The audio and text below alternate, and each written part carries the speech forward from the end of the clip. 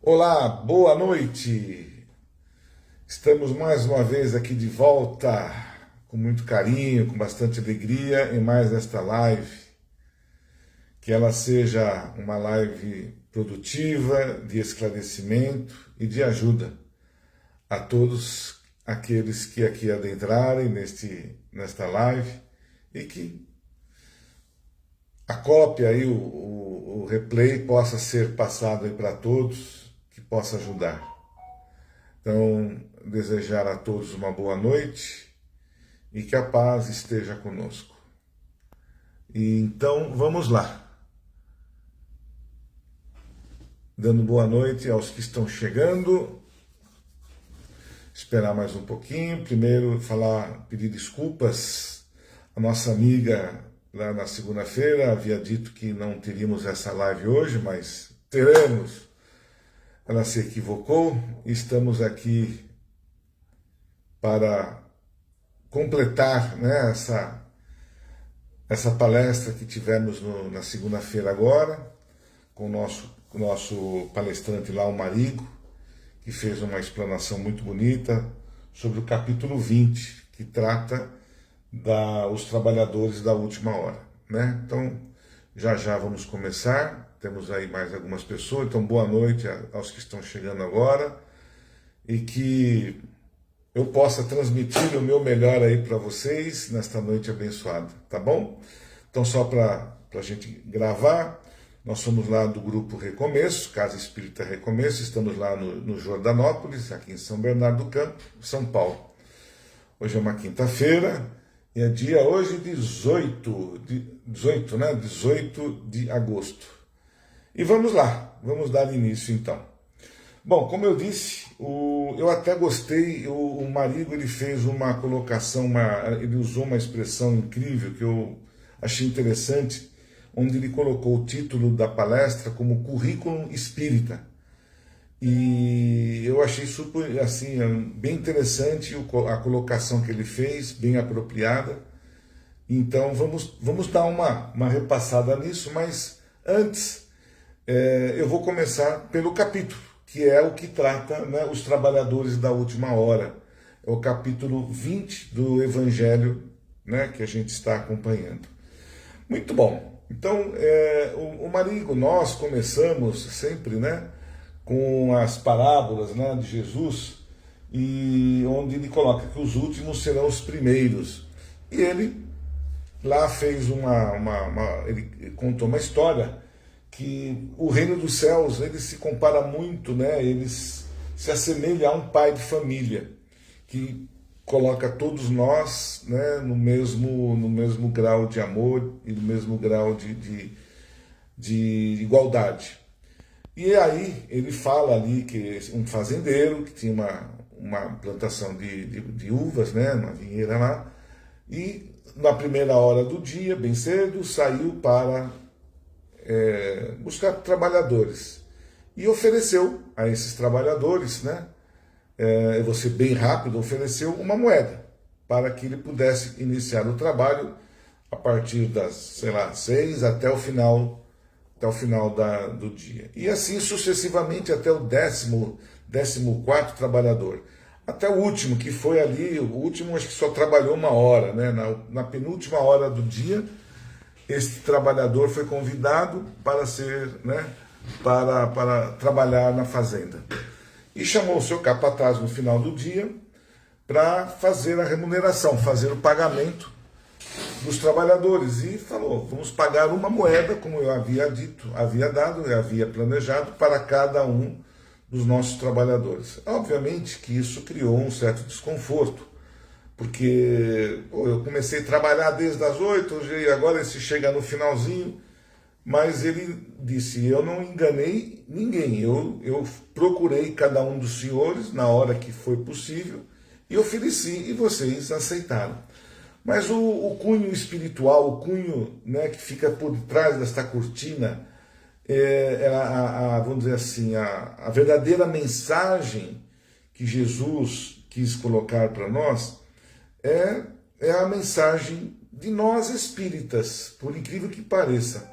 Mas ele trata esse assunto da seguinte forma nos esclarecimentos. Quando vem o Kardec, coloca o esclarecimento, né, a explicação que foi dada pelos espíritos de verdade, da verdade. Porque ele comparou, ele fez uma comparação dos mensageiros que Deus mandou para a Terra para cultivar aqui o planeta. Então primeiro veio Moisés, depois veio Jesus, né? Depois veio a Espírito, mas primeiro veio Moisés, Jesus, veio também os apóstolos, vieram os trabalhadores, esses pastores, todos aqueles seres para conseguir fazer o trabalho devido aqui no nosso planeta. E eles já chegaram, ou haviam chegado já há mais de 2.000 anos, ou mais 2.500 anos atrás, tá certo? Que quando realmente eles chegaram para fazer o quê? Cultivar o planeta, porque o planeta estava ali realmente uma confusão danada. Aqui não tinha dono, não tinha nada, era cada um para si e Deus para todos aí. Então, esses que chegaram foram aqueles que desbravaram, né? Os bandeirantes que chegaram aqui no Brasil desbravando as nossas terras. E a mesma coisa aconteceu no mundo espiritual, quando o nosso mestre, o nosso Pai Maior, mandou aqui os mensageiros. E esses mensageiros tiveram a mesma condição que comparado com aqueles do fazendeiro. Mas aí chegamos nós, espíritas, olha que coisa linda, hein? Para fazer o quê? Para continuar o trabalho nesta terra. Continuar de que forma? Continuar com aquilo que foi planejado. E como que é isso? Como é que nós somos espíritas, somos abençoados?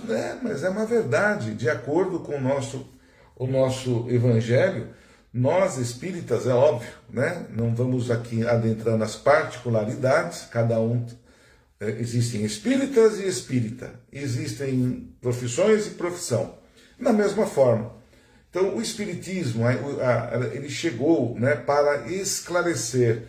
Kardec, através, né, do que nós já falamos muito, há 200 anos atrás, ele fez o que? Ele codificou, né, ele fez a codificação da Bíblia. Ou seja, ele continuou. E nós espíritas, que hoje somos adeptos a essa doutrina, nós estamos tentando seguir, estamos fazendo. Só que nós somos os últimos, nós somos aqueles que estão chegando agora para fazer o trabalho aqui na Terra.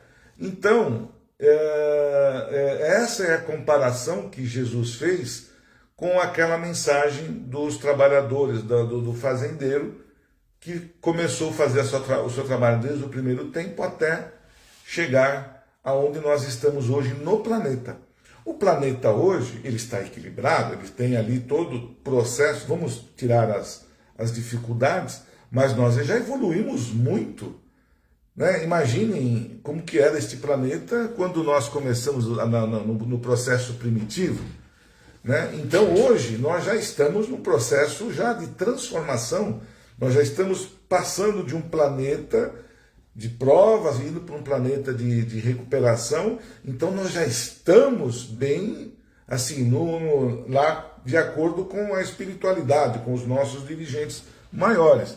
Porque já temos o progresso, temos um monte de coisa, e nós espíritas, não sei qual o percentual que há da nossa doutrina, né, as pessoas que são adeptas, mas é um grande número, e não é só aqui no Brasil, é em todos os lugares, que seguem, que propagam, que divulgam, que explicam o que é realmente a doutrina kardecista ou a doutrina espírita, que é aquela que nós seguimos, porque nos dá a esperança, nos dá o equilíbrio de tudo aquilo que nós fazemos hoje, termos as nossas recompensas no futuro. Tá certo? E é por isso que o Marigo lá, ele falou do currículo espírita. Do currículo, o que ele quis dizer com isso? Nós todos, apesar de não termos os currículos anteriores das nossas vidas passadas, nós temos gravado no nosso subconsciente, na nossa consciência, nós temos gravado todo o nosso currículo, toda a nossa passagem aqui pela Terra. Não é verdade? Isso a gente já é sabido por nós, né? Me perdoe se tem alguém que está chegando hoje aí, mas nós temos já uma velha história de experiências, de passagens pelo planeta Terra, que nos traz, que nos faz hoje remeter um currículo espiritual, um currículo. Então esse currículo, ele é assim, é uma carta de apresentação. Quando o currículo hoje nada mais é do que você descreve ali, né, faz uma discriminação do que das suas experiências, da sua profissão, enfim, das suas habilidades para conseguir um emprego, para adentrar numa empresa. E nós, da mesma forma, nós rascunhamos, nós escrevemos diante de todo esse período as nossas experiências e a nossa evolução. No currículo começa da mesma forma. Poxa, quando eu tinha ali em 1970, eu comecei assim com office boy, e aí foi, até chegar hoje eu trabalho numa grande empresa. Enfim, nós a mesma coisa. Quando aqui chegamos aqui primitivos, rastejando e com um monte de coisa. Hoje não. Hoje já sou um espírita. Olha aí, me perdoe quem não está me ouvindo isso, pelo amor de Deus. Já somos um espírita. Modéstia à parte, não quer dizer que nós somos melhores que ninguém, isso não, mas de acordo com o Evangelho, os espíritas chegaram realmente para fazer o quê? Fazer a lapidação, dar aquele retoque final nas condições morais do planeta. Não significa que não há outras pessoas com uma moralidade muito maior até que nossa espírita. Só que nós estamos o quê? Aprendendo. E qual é a nossa maior riqueza? Qual é a nossa maior, o nosso maior pano de frente, assim, né? Qual a nossa, onde nós temos a nossa cara de frente no currículo, né? São as nossas reencarnações. É quando a reencarnação é que quando a gente começa, né, a ter a esperança no futuro. E através das reencarnações, nós fomos evoluindo, e junto conosco, e nós com o planeta, até chegar aonde hoje nós chegamos. Então esse currículo que nós temos coligado com essa história que foi contada, está no Evangelho, dos trabalhadores da última hora, exatamente esse o conceito. É o conceito de que nós estamos aqui para iniciar ou para dar andamento naquilo que já foi começado há alguns anos atrás. Então, espiritistas, kardecianos, enfim, que nós possamos... isso é um privilégio, não é? Eu acho que é um privilégio, porque nos dá a imagem, nos dá uma longevidade, né? Do que nós somos, do que nós precisamos fazer, o que estou fazendo aqui, por que eu tenho todo esse processo, o meu currículo, o que é o espiritismo, o que é o espírita, por que ele está, né? Por que eu tenho que amar ao próximo, por que eu tenho que fazer o bem só para essa encarnação? Não, né? Não é para isso. Nossa vida nós espíritos somos eternos. Estamos hoje encarnados, nos lapidando, nos melhorando, e melhorando com isso o nosso planeta que nos acolheu há milhões de anos atrás aí. Então, olha que coisa interessante. Aquela história, né, do fazendeiro comparada com a nossa, que o marido colocou, e muito bem colocado. Então, e aí? Como é que nós nos posicionamos, espíritas? Como é que nós nos posicionamos? É através dos trabalhos que hoje as casas espíritas, né, estão fazendo, estão divulgando. Os livros, eu não vou aqui, sempre vai ser algo de sempre nós recordarmos de Chico Xavier. Chico Xavier colocou mais de 450 livros para nós ler, para nós aprendermos com as psicografias que vieram do além-túmulo, que vieram da espiritualidade, e quantos outros que também contribuíram para nós enriquecermos essa doutrina que nós hoje pertencemos. E aqueles que estão chegando, que apreciem, que entenda que nós não somos diferentes de ninguém, somos melhores, não somos melhores que ninguém, às vezes somos piores. O que nos diferencia é o entendimento, é o estudo, que é isso que nós colocamos todas as vezes dentro da nossa casa. Eu sei que outras casas também fazem o mesmo, para que haja o esclarecimento. Porque junto com o esclarecimento você consegue colocar em prática, ou você tem uma lógica. Existe uma lógica científica do porquê que nós sofremos, do porquê que eu morro com 20, ou com 30, ou com 50. Tudo isso é muito bem explicado pela doutrina. Cada detalhe que acontece conosco, cada situação que nós somos envolvidos, cada minuto que nós aqui estamos, estava já planejado, já estava ali nas suas minúcias de esclarecimento através dos livros, através da espiritualidade, do espírito da verdade, desses irmãos de luz que, nossa, eles não se cansam de nos ajudar, estão ali constantemente em nossas casas, estão ali nos dando força para nós darmos continuidade a esse trabalho magnífico que foi feito por Kardec e bem antes ainda por Jesus, porque muito do que foi colocado, muito que foi dito por Jesus ficou muito que em segundo plano, numa forma meio que egoísta de ajudar ou de beneficiar a outras pessoas e não beneficiar a todos.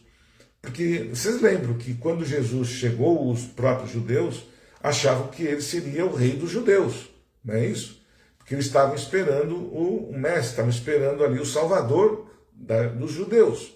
E não foi isso que aconteceu. Jesus amou os judeus e amou a todos nós. Seja de qual for a raça, ele nos tinha como porque ele sabia, ele conhecia. Porque o que nos diferencia uns dos outros? Nada. Nós somos iguais. E por questões geográficas, cada um que nasce num determinado lugar deste planeta tem a sua qualificação, tem ali a italiana, a francesa, a brasileira, a portuguesa, não importa. As nossas línguas são diferentes, não importa. Mas nós somos todos filhos de Deus. Todos nós estamos no mesmo conceito de evolução. Então, Jesus, ele não tinha diferença até dos pais dele. Quem são os meus pais, quem são os meus irmãos, quem são os meus amigos, todos eram iguais para ele. Então, ele foi o maior ser que já refletiu que, para nós, a imagem de Deus, que é amor e carinho.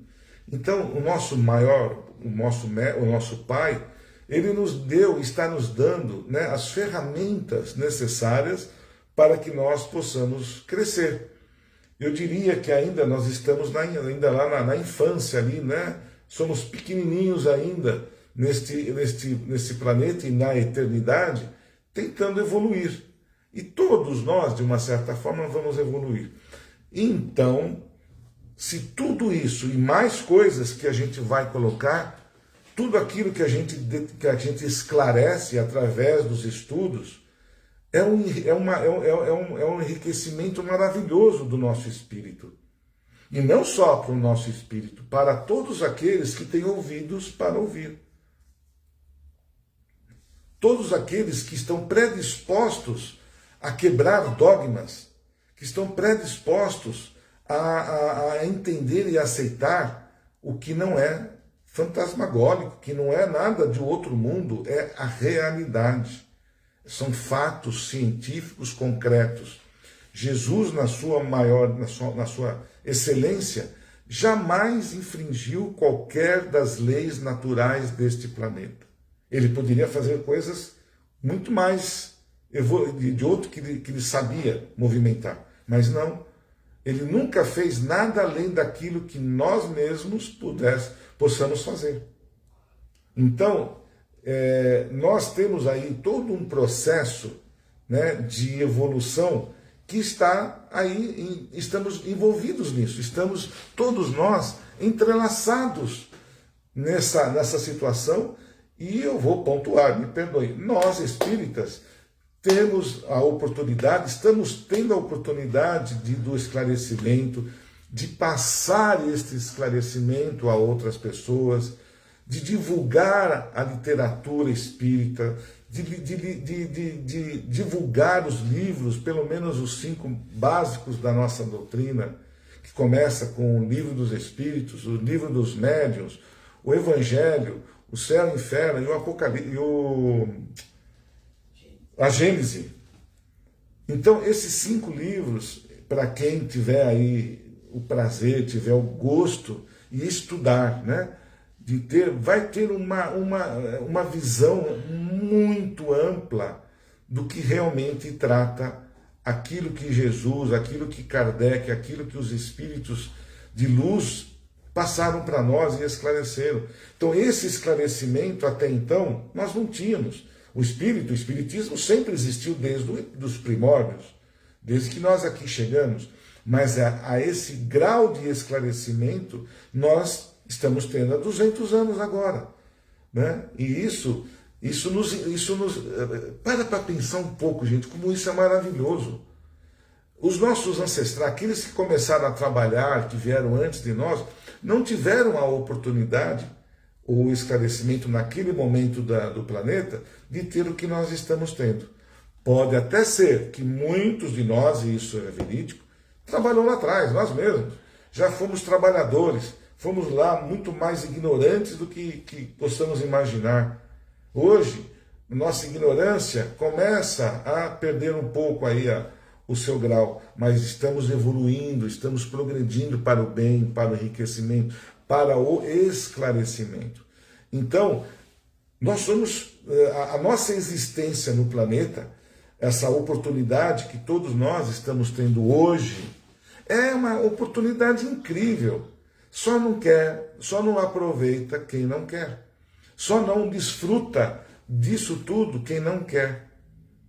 Quem aqui, nós numa casa que consegue ir participar de uma casa espírita e lá se envolver com um movimento que é o que dá do amor, da caridade, são pessoas que se dedicam, são voluntários que não querem ganhar absolutamente um centavo para ajudar as pessoas. Olha que coisa maravilhosa. Muitos de nós não temos a oportunidade no nosso dia a dia de talvez fazer um pouco ou ir atrás das necessidades alheias. Quando nós pertencemos, estamos dentro de uma casa espírita, as oportunidades batem à nossa porta, chegam até nós. E ainda mais nesses últimos momentos que o planeta está passando, quantos que já não chegaram até nós pedindo socorro, que estão ali, né, envoltos no mar, num turbilhão de maus pensamentos. Então, olha a oportunidade que nós espíritas estamos tendo de dar da caridade. As casas espíritas formando ali os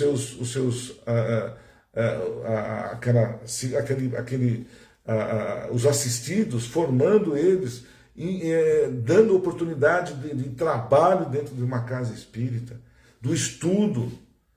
Então, olha só o quanto nós, nesse estágio, nessa condição, somos privilegiados, porque nos está sendo dado o esclarecimento.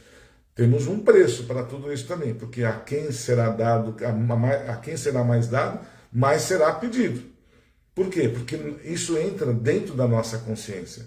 Isso mexe com o nosso eu, porque a gente sabe, através do que nós estamos aprendendo, que a única forma de nós evoluirmos é através do quê? Quais são aquelas benditas palavras mágicas? Amar ao próximo, perdoar, né? Fazer o máximo da benevolência, não odiar, né? Fazer a caridade. Para que tudo isso, né? Isso vem nessas... Nós aprendemos que não tem uma outra forma. O próprio Evangelho diz isso. Fora da caridade, não tem como você evoluir. Não tem, porque se você não se prestar, a fazer o bem, a fazer algo diferente, você nunca vai conseguir sair da redoma onde você encontra. Você sempre vai ficar naquele movimento de você é a principal figura e aquele que está, você pode ter um sentimento maravilhoso, né?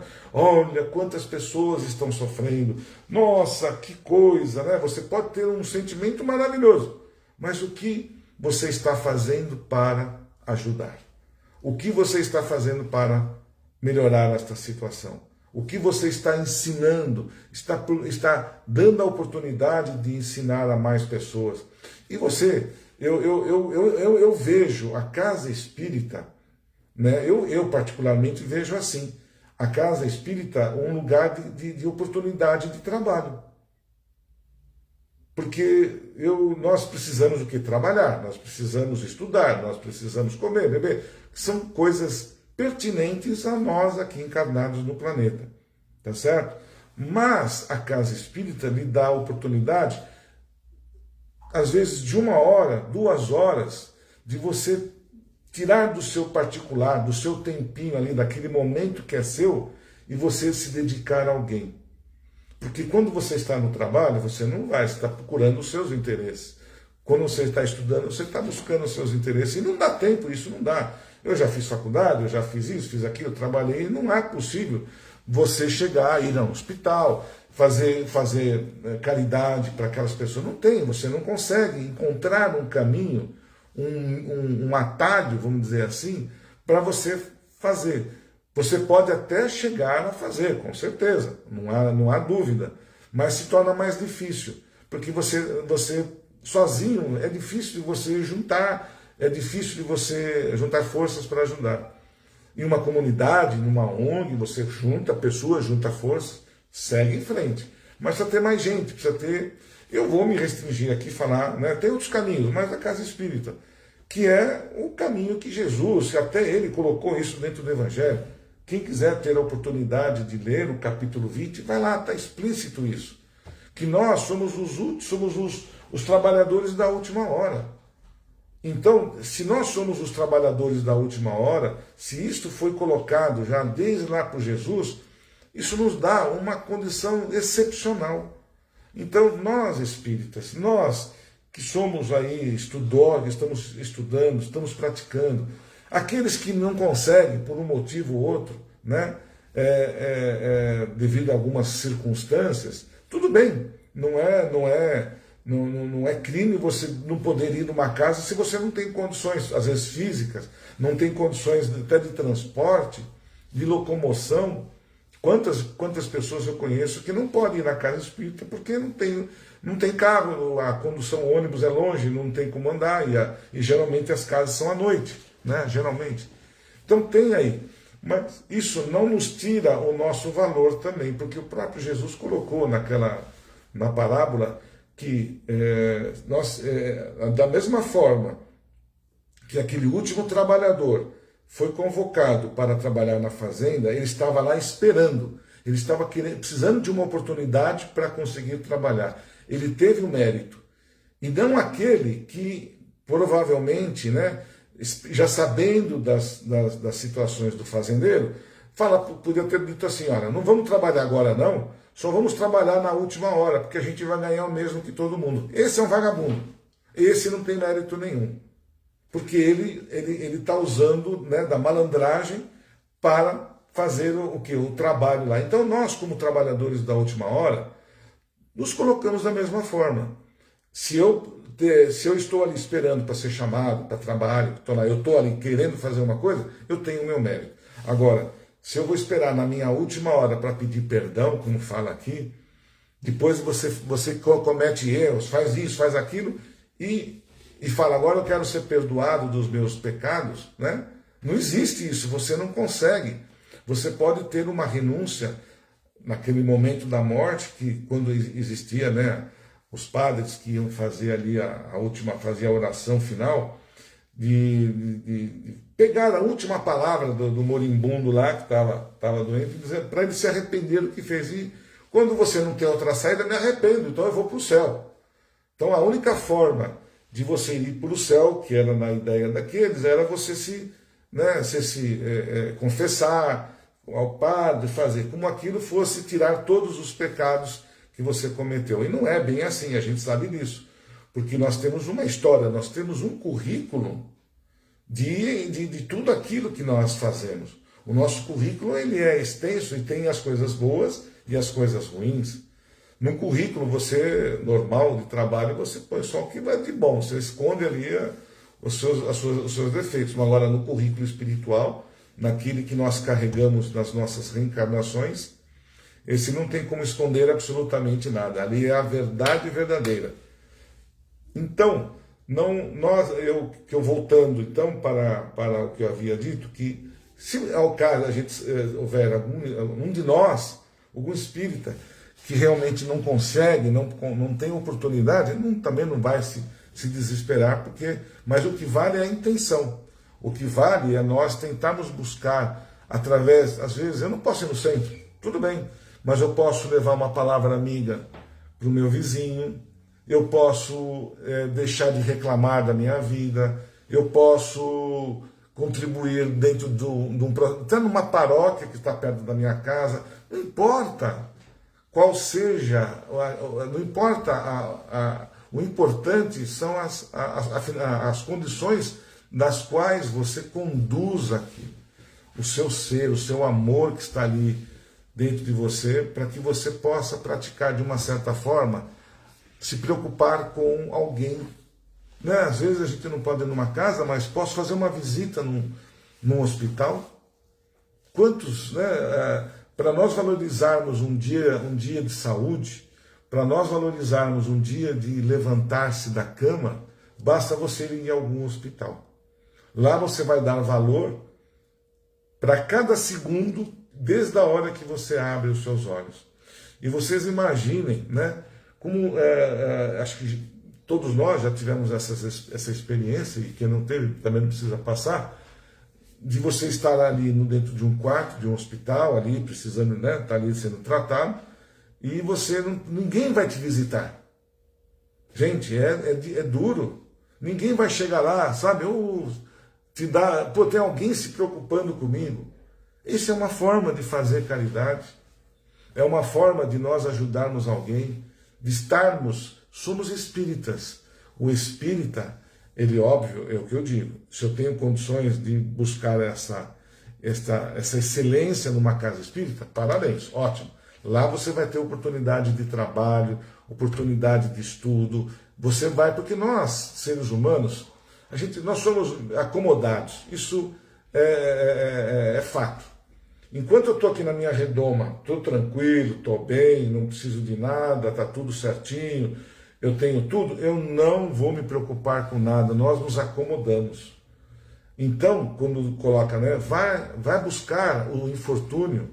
Quando nós vamos de encontro ao infortúnio, nós vamos dar valor para aquilo que nós temos. Porque se eu tenho tudo, tudo que eu faço está normal ali, então você não sabe diferenciar o que é uma necessidade, o que é passar fome, o que é ter um problema grave às vezes, ou às vezes uma pessoa que não consegue nem ter com quem falar. Então a gente não... Né, é uma forma de nós praticarmos a lei do amor, a lei que Jesus nos deu, que talvez não seja indo também para uma casa espírita. Então eu espero que vocês consigam me entender, pelo amor de Deus. Eu não estou aqui querendo dizer que só quem vai à casa espírita que vai conseguir. Não é isso. É que você tem mais facilidade, você tem mais oportunidade, você vai estar no meio, né, das necessidades e do convívio. Eu costumo comentar na nossa casa que nós somos lá, é como um hospital um manicômio lá, né, uma casa de louco.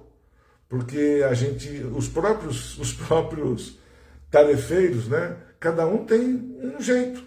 Cada um tem os seus particulares, cada um tem as suas falhas, cada um tem os seus, né, aquele momento difícil. E nós nos juntamos, nós nos unimos e temos que, né, nós temos que aceitar. Nós temos que a convivência.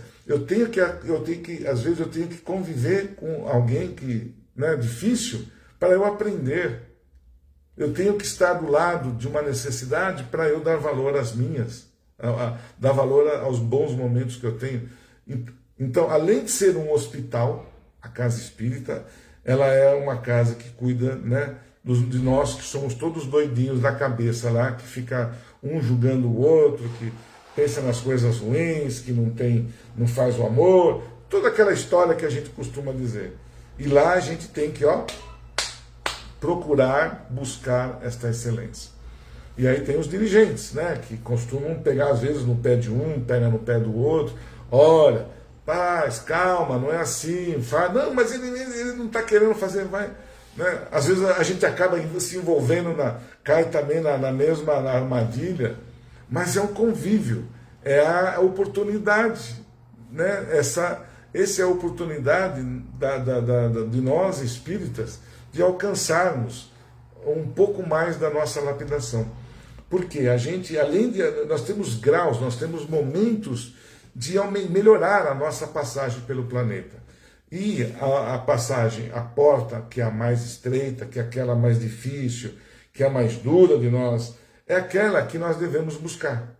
Né? Você conseguir, você convidar, vou colocar aqui entre parênteses, convidar o seu amigo para passar na sua casa, é fácil, porque é seu amigo. Agora, vamos convidar um inimigo para entrar dentro da sua casa. Não é fácil, né?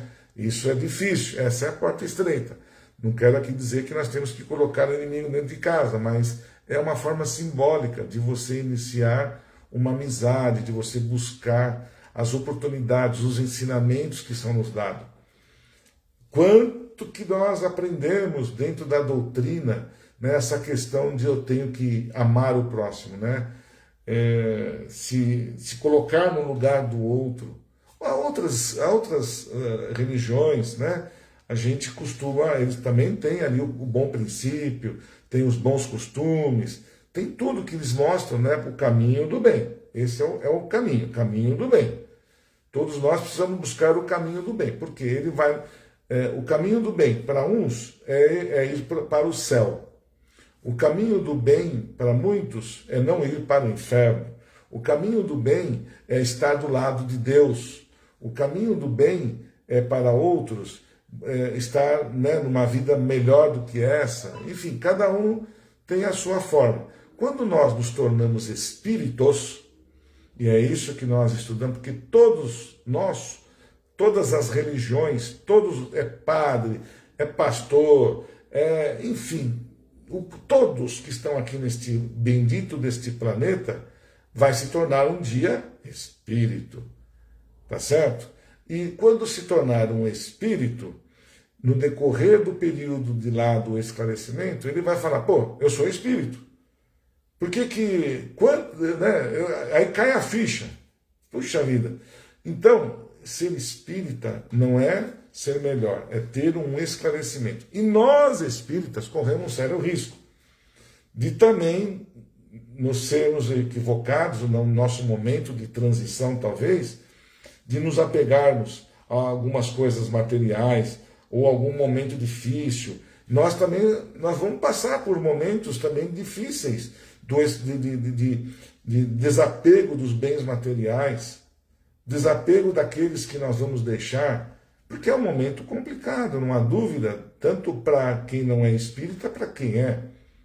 Porém, quando nós nos tornarmos espírito, quando alguém, depois de alguns de insistir conosco, sai daí, você está no lugar errado, lembra que você é um kardecista, lembra que você é um espírita, lembra que você estudou sobre a vida depois da morte, vai cair a ficha. É aí que nós nos diferenciamos. Só que depende de como nós tratarmos o nosso momento aqui na Terra. Esse esclarecimento, ele pode chegar em 1 mês, 2 anos, 20 anos, 200 anos. Depende de como o próprio espírita. Depende de como esse espírita seja espírita. Né? Como ele conduziu, como ele entendeu, como ele fez como espírita para ter esta elucidação após a morte. É fato que nós vamos ter momentos, como já disse, uns momentos assim meio confusos, porque a gente passou um bom momento aqui na Terra, e quando você retorna, você volta com todos os resquícios, com tudo que você passou aqui na Terra. Até você entender que você é um espírito, que você já viveu como João, Pedro, Maria, e aí vai. Até cair a ficha do espírita demora um pouco, inclusive, para nós. Tá certo? Mas nós, eu posso dizer que fica gravado no nosso currículo, está gravado no nosso currículo, que nós estudamos, que nós estamos ouvindo aí uma live de um cara que está falando, nós pegamos o Evangelho, pegamos o Livro dos Espíritos, fomos para uma casa espírita, estudamos, né? Fui lá, fiz... Ser médium, gente, ser médium, né? Uma coisa que muitas pessoas acham que ser médium é ser um ser diferenciado, ser um ser acima da média. Que nada, que nada. Isso é papo furado. Quem é médium, porque precisa e teve muitos problemas no passado, então ele tem que trabalhar, tem que ver lá como médium com uma mediunidade bem aquela florada, bonita, com visão e tudo mais. Esse é o pior ainda. Né? Os dirigentes de casa, esse então nem se fala.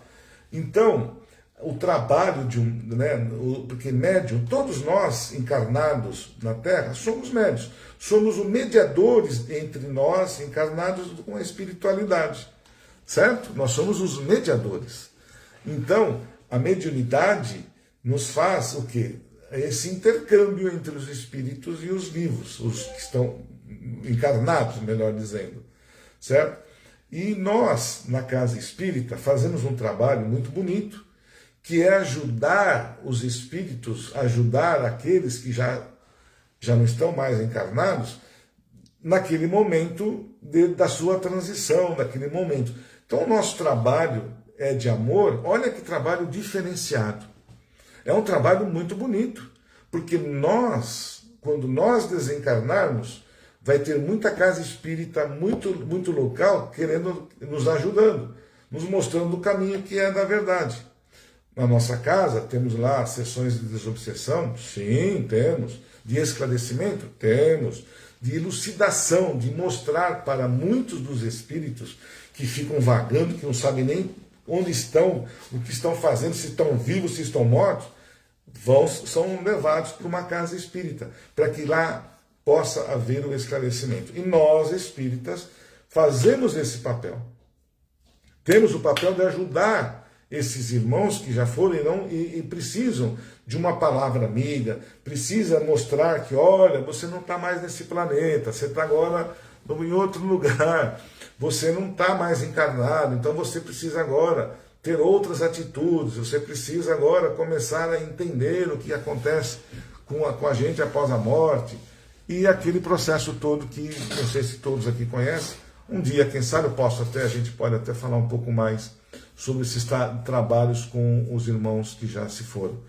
Porque é um trabalho muito bonito. Eu costumo dizer lá na nossa casa que é uma das tarefas mais belas que Jesus nos ensinou. Porque porque até 200 anos atrás, em nosso currículo, não tinha a questão de doutrinar os espíritos. Não tinha essa doutrinação. O que éramos chamados quando nós éramos espíritos, estávamos tentando nos comunicar com os vivos, nós éramos taxados do quê? De demônios, nós éramos taxados de bicho feio, de fantasma, não é verdade? E nós passamos por isso. Então, nós espíritas, no nosso currículo, e a verdade do nosso evangelho, traz a grandiosidade do trabalho da mediunidade, do trabalho da passividade dentro de uma casa espírita. E ser médium, ele tem essa condição de ter que ajudar, dar o passe, né, de receber ali, nós pontuamos muito, que não há diferença entre ninguém dentro de uma casa espírita, nem possa haver. Desde aquele que está lá no portão, desde aquele que está lá dando as boas-vindas, até lá o dirigente, Não há diferença, todos somos trabalhadores de uma casa. Isso é importante para que não haja personalismo, para que não haja, né, nenhuma coisa que vangloriar ninguém dentro de uma casa espírita. Então, o médium, ele está lá onde ele está se posicionando, onde melhor ele se ajustou, né? Tem outros que não vão conseguir trabalhar dentro da sala de passe, vão conseguir trabalhar como encaminhador, como palestrante, como consultor, não importa. Estando dentro de uma casa, você tem ali várias tarefas, porque todos temos mediunidade.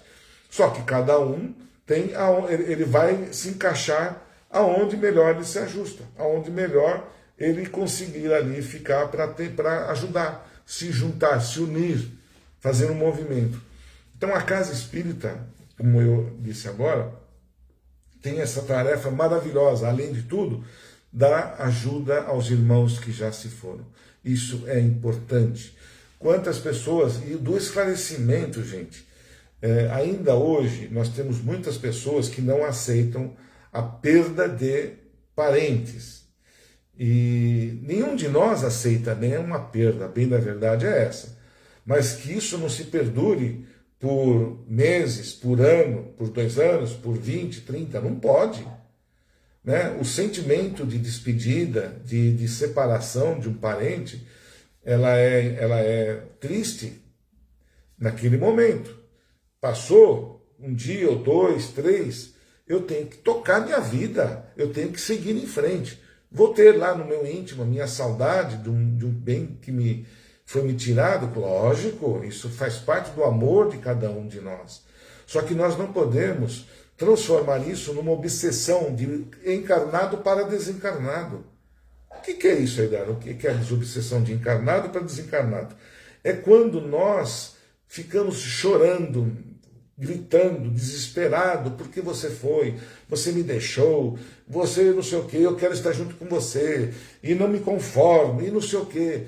Você está obsediando o seu parente que foi para a espiritualidade, porque você tem uma ligação, nós encarnados temos uma ligação muito forte com os nossos parentes. E quando eu entro nessa energia, nesse canal de comunicação, com aquele meu, por exemplo, tio, avô, filho, não importa o grau de parentesco, eu transformo a vida desse espírito numa verdadeira loucura. Ele não consegue se encontrar, ele não consegue ter sossego, e ele começa a querer te ajudar e acaba te ferrando mais ainda, porque ele não sabe o que está acontecendo. Então nós temos que tomar muito cuidado com isso. E nós aprendemos isso, gente, está no nosso currículo agora. Olha quanta coisa boa que nós estamos aprendendo. Nós temos que entender, quando há uma separação, tem que ter um cuidado de não transformar aquilo numa obsessão. Deixa eu só ver o que a Dercy colocou. Sou médium, recebo recados de espíritos aos familiares, mas tenho muito medo, muito medo. Quem não tem? Quem não tem, Darcy? Quem que não tem? Eu também tenho. Todos nós temos. Por quê? Não, faz parte da nossa... né? Eu estou acostumado a conviver com seres encarnados. Quanto a gente vai na mediunidade, vai aflorando, vai aprendendo, aquilo vai se tornando algo comum. Então, particularmente eu, né, eu não vejo, mas eu tenho assim outros tipos de mediunidade, mas eu não consigo ver. Eu conheço pessoas que confundem entre seres vivos e mortos. Ele vê tudo e mais um pouco. Ele vai dar, tem hora que dá medo, mas eu vou me acostumando, né? Se eu disser para você tem medo de morrer? É lógico, eu tenho, mas eu estou aprendendo a não ter mais. Quem de nós não tem medo? Eu não vou ser aqui hipócrita dizendo, não, morrer é a coisa melhor que tem. Nossa, morrer é a coisa maravilhosa. Você tira aquele corpo velho, cansado, feio, tudo enrugado, e vai lá para o céu e vai ficar tudo novinho lá, não é? Não é bem assim, né? A gente sabe que morrer tem ali os seus, né? A gente tem muito mais as questões familiares, as questões de amor um para com o outro. E a gente tem toda essa questão de estar na família, né? Aqueles que a gente costuma dizer para se desprender dos bens materiais. Esse tem mais problema ainda, que deixei meu carro, deixei minha casa, tenho que pagar minhas dívidas, vai ficar por conta disso. Então nós temos que nos separar. Então, ser médium, como colocou, né? A gente recebe, né? A gente doa, trabalha e também ganha. Nossa casa trabalha com, nós chamamos do irmão José e do Dr. Max. O irmão José é da parte espiritual, o Dr. Max da parte de cura. E nós temos médium, nós trabalhamos lá com ajuda, né? E quantas coisas boas acontecem, quantas pessoas que têm dificuldades ali de pensamento, dificuldades de raciocínio, estão perdidos, faz aquele trabalho magnífico, faz um trabalho ali de recuperação, dos trabalhos dos passes, né, do tratamento espiritual que é dado, os passes anímicos que são dados dentro da casa, e aquilo vai mudando. Eu tenho em você a coisa mais gostosa que tem, gente. Passa assim, chega uma pessoa, mas está triste, com aquele semblante caído, está numa fase dificílima. E aí, essa é a pior fase, porque nessa fase é difícil da gente procurar ajuda, viu, gente? Então a gente tem que ter na hora que está precisando, ir buscar, ir buscar ajuda. Então muitas pessoas chegam lá, mas assim, numa forma triste mesmo. E aí se predispõe a fazer o tratamento, se predispõe a ser ajudada, se predispõe a fazer algo por ela própria. E no decorrer do período, passa-se 1 mês, 2 meses, você vai vendo a transformação destas pessoas. Ela já entra sorrindo. Eu gostaria muito de poder trabalhar na casa e fazer, né? A gente fala, não, vai ajudar, mas primeiro você tem que estar bem. Para nós ajudarmos alguém também, você precisa estar bem. Mas o que eu quero dizer é que os trabalhos mediúnicos, né, de ajuda, que vêm da espiritualidade, que nós somos os intermediários, né, a gente faz a intermediação, a mediação da parte espiritual, eles têm muitas coisas que eles nos passam, muitas coisas boas, as receitas, os tratamentos que eles passam para a gente são magníficos. Quantas pessoas chegam ali com um monte de problema?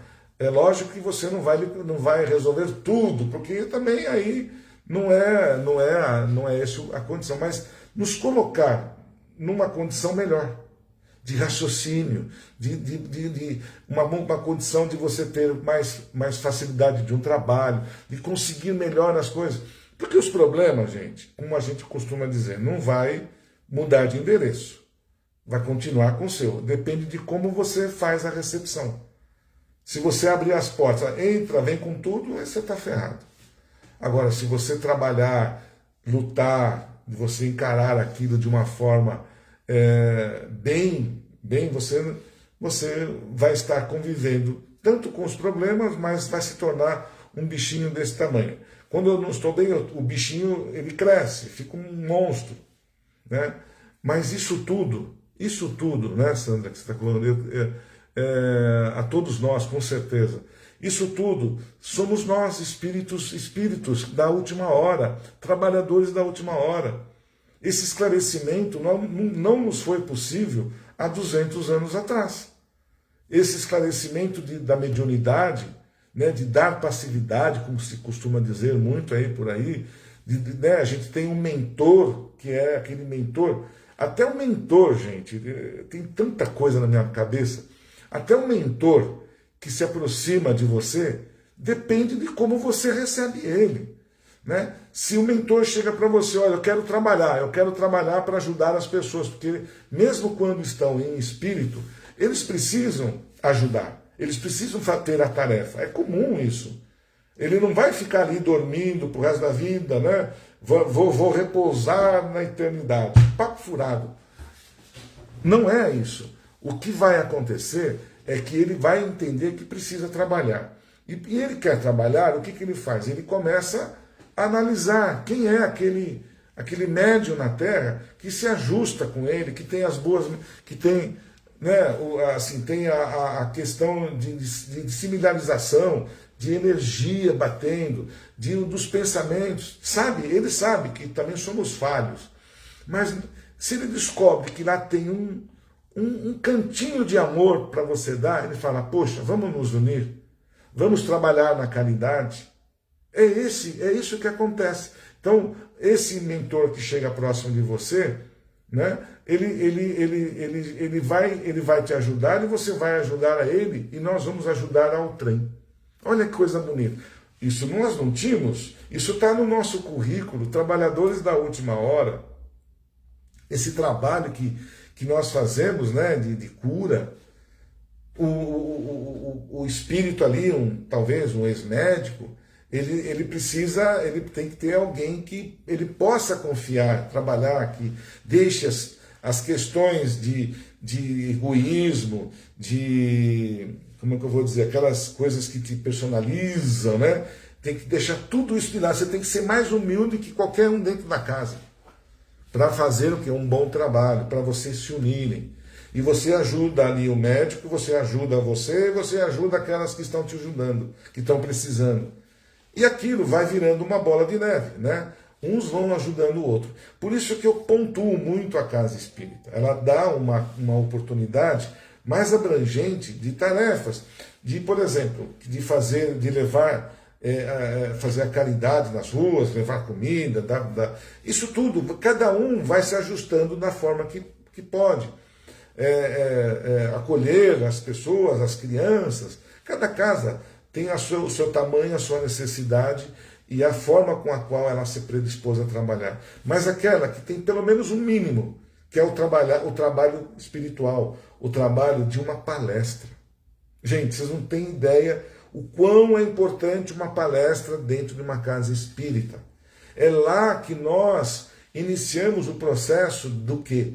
De nossa moral, de nós refazermos a nossa moral, de nós modificarmos os nossos sentimentos. É numa palestra dentro de uma casa espírita, ou como ouvinte, como numa live dessa, é onde a gente para pensar, para raciocinar, quando você tem, sabe, uma palestra onde te esclarece, te dá informações, te passa coisas boas, te dá uma visão do que você... Então você aprende, você faz a sua reforma íntima. E quando você inicia a fazer a sua reforma íntima, você entra num processo de cura maravilhoso. Porque você começa a eliminar dos seus fantasmas, do seu eu, do seu perispírito, aquelas manchas que nós carregamos de outros currículos, de outras vidas, que há necessidade de ser eliminada nesse momento. E na palestra, quando a gente está ouvindo ali a palestra de Jesus, quando a gente está ouvindo lá sobre o Evangelho, aquela palestra chata que repete não sei quantas vezes, essa é o maior remédio que nós possamos ter para nós. Então veja aonde nós estamos alcançando a nossa excelência dentro do nosso currículo, dentro daquilo que foi dito. Os trabalhadores, eu tenho certeza que nós espíritas estamos mostrando para todos os níveis de cultura, para todos os níveis de religião. Nós não estamos mistificando, nós não estamos metendo pau em ninguém, nós não estamos tirando o valor de ninguém. Todos têm o mesmo valor, todos têm os mesmos, né? A minha crença, eu posso ser dirigida de qualquer forma, não tem problema. Mas o que existe um detalhezinho, só um detalhe, que cabeça tem, é o esclarecimento da verdade. Porque este livro, o livro, né, o nosso caderno, o nosso evangelho, não foi escrito por nenhum ser humano, não foi pensado, não foi redigido por um ser humano, ele foi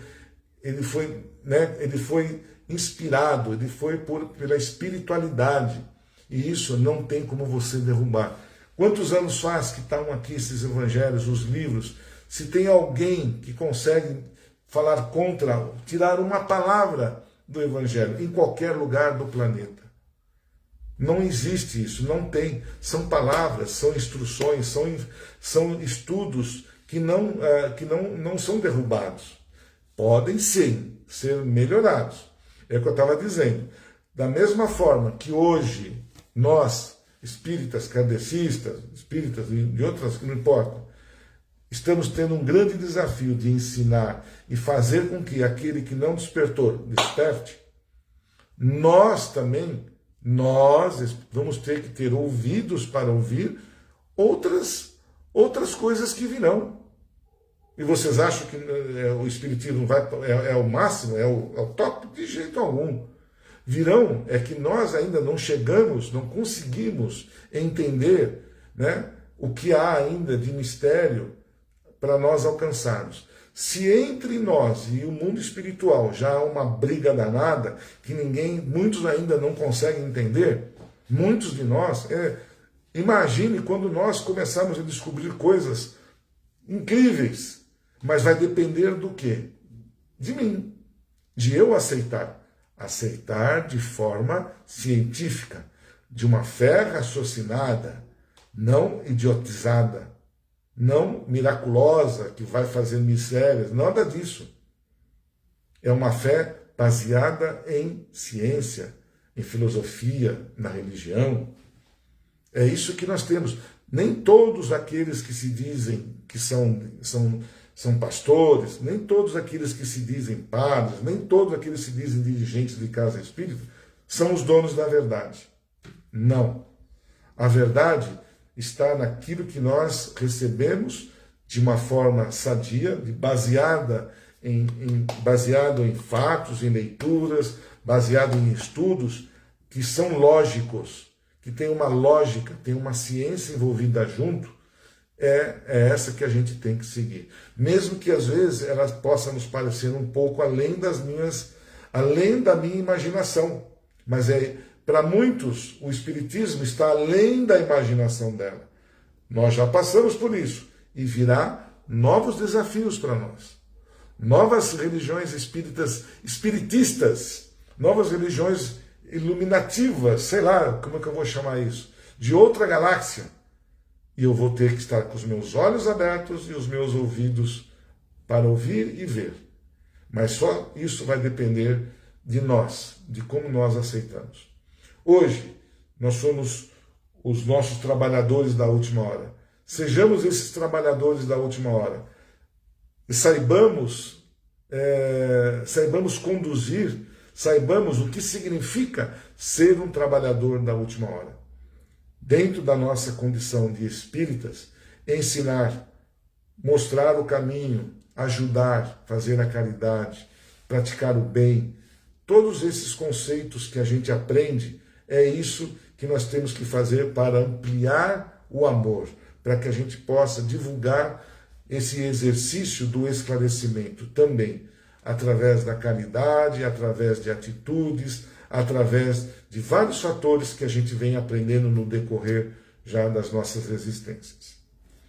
O meu tempo acabou, ninguém quis fazer pergunta nenhuma, e eu fico contente, porque eu acho que eu fui talvez aí um pouquinho mais contundente com isso, mas eu espero que esse pouquinho, esta uma hora que a gente teve juntos, eu consegui transformar, ou passar, melhor dizendo, algo importante, fazer um pouquinho como trabalhador da última hora, fazer um fiozinho de cabelo, mas não importa, é através, né? Depois a gente forma uma peruca, não tem problema, mas que a gente consiga divulgar, que a gente consiga explicar, que a gente consiga mostrar, né, o que é a doutrina espiritista, a doutrina kardeciana, kardecista. Ela não é melhor que ninguém, ela é uma doutrina que se ajusta a todos, mas só que nos dá o quê? O esclarecimento. O que somos, o que estamos fazendo, para onde nós vamos, de forma inteligente, de forma científica e lógica, sem mistério nenhum. Tá bom, gente? Eu agradeço a todos vocês pela paciência que tiveram comigo e que a gente possa, de uma certa forma, divulgar, pelo menos ensinar, passar para aqueles que ainda não conseguiram ouvir um pouquinho da nossa história. Um beijo no coração de todos vocês e até a próxima segunda-feira, lá junto conosco, lá na Casa Recomeço, com uma nova palestra, um novo momento, com novos amigos que lá estão chegando. Nossa casa já está lotada, né? Ela está com alcançou um nível de capacidade já além da normal. Estamos estudando para também fazer outros trabalhos para diminuir isso, tá bom? Mas enquanto não é possível, todos terão um lugarzinho lá junto conosco. Um beijo no coração de todos. Obrigado.